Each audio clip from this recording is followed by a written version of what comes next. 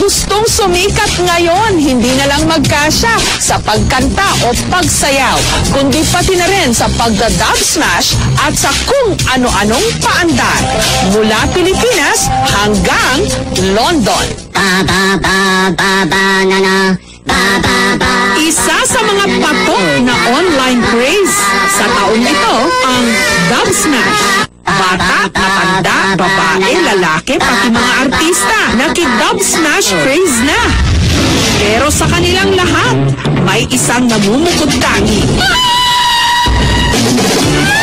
Ang kanyang video, umani na ng milyon-milyong views. Kaya naman, binansagan siyang Reyna, dub smash queen.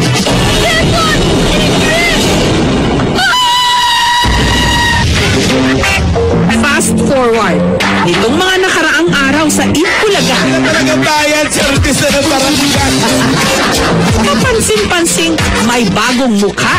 Wala siyang dialogue. Ang tanging banat lang niya sa makukulit na dabarkads na Jowa Pao ang kanyang pagda-dub smash. Her face looks familiar. Siya ang supladang yaya ni Lola ni Dora.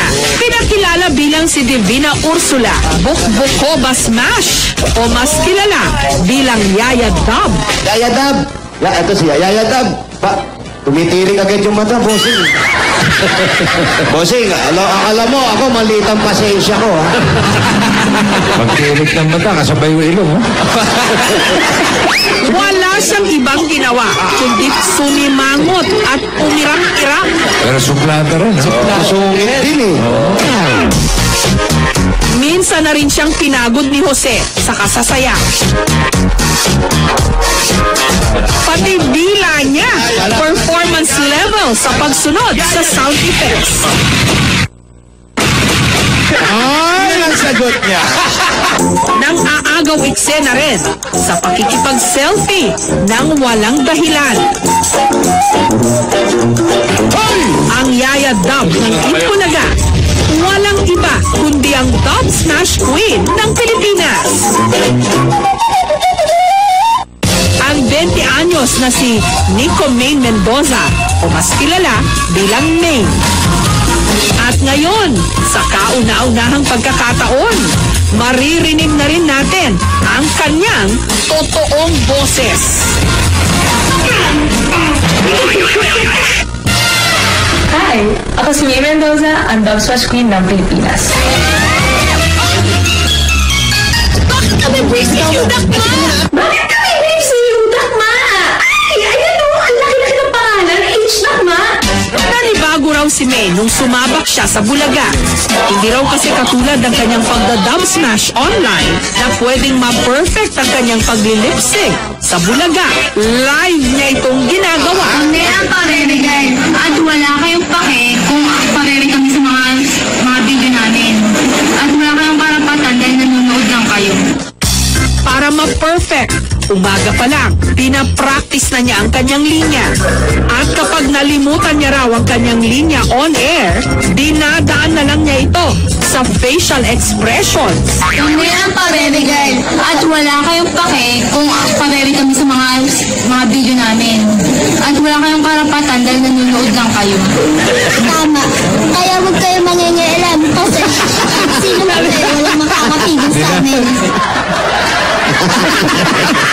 Nung una po, natatakot ako kasi biglang salang eh. Wala po akong workshops, wala po akong pinagdaan ng kahit ano. As in yung dub smash at yung pagpapangit ko lang sa camera talaga.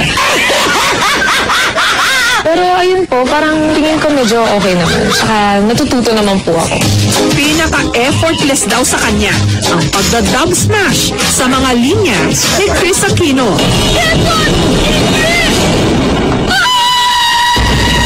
Nung in-upload ko siya, noong una, nagkaroon ako ng 1,000 views. Tapos naalala ko, parang saya-saya ko na, ay, may 1,000 people na nag-view ng video ko, ganyan-ganyan.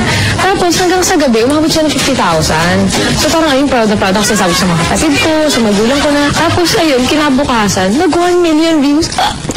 Nag-1 million views siya, hindi ko talaga... Hindi ko na-expect, parang alam mo, parang pwede na akong matay. Parang achievement na sa akin yun, di ba? Parang ang dami ng nakapanood ng video ko. Tubong Bulacan naman si May. Nagtapos ng kursong Culinary Arts sa De La Salle College of St. Benil. Ang yaya nyo, sosyal, nag-OJT o on-the-job training lang naman sa isang resort sa New York, sa Amerika. Sa ngayon, tumutulong din si May sa kanilang family business. Estudyante pa lang daw, hilig na niyang mag-lip sync at mag-emote sa harap ng camera. Kaya hindi nakataka-taka kung nagka-interes siya sa pagda-dub smash.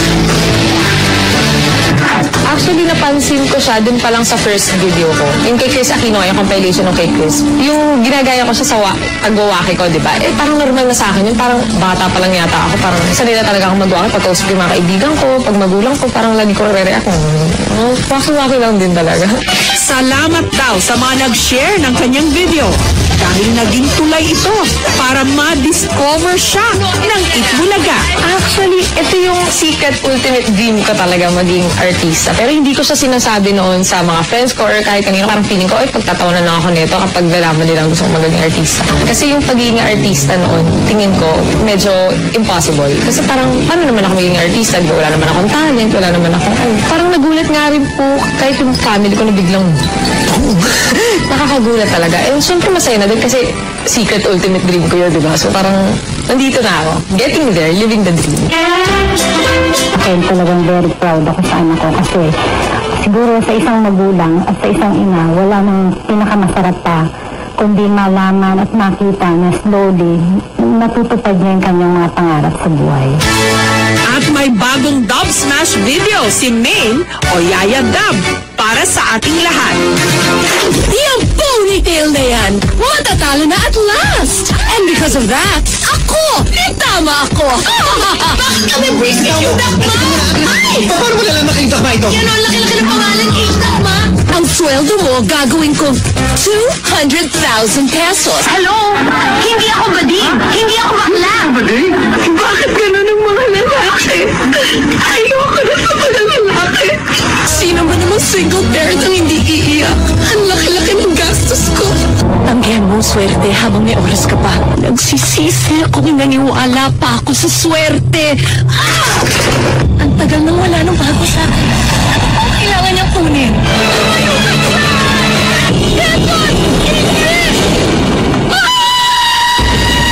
That was worse than a Chris Aquino horror movie experience.